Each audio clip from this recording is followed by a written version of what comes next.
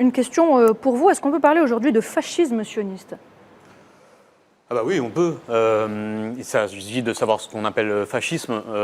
Moi, j'aborde la question en considérant que une des mécaniques de production du fascisme, aussi bien celui des années 30 que le néofascisme auquel on fait face aujourd'hui un peu partout dans le monde, et justement repose sur des structures impériales, des allers-retours en permanence qu'opèrent les puissances entre leur système de pouvoir dans les périphéries et dans les centres.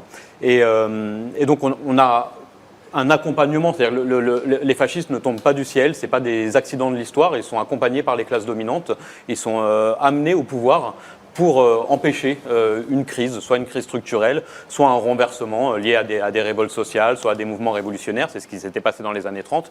Et il y a effectivement dans le monde entier des luttes anticapitalistes, des luttes antiracistes, des luttes contre le patriarcat, etc. Et donc on a une montée en puissance organisée par les classes dominantes mondiales de l'extrême droite et de formes néofascistes qui sont une réponse du système globalisé à ce risque d'être renversé. Et donc là, encore une fois, le néofascisme israélien est une pure production de l'ordre international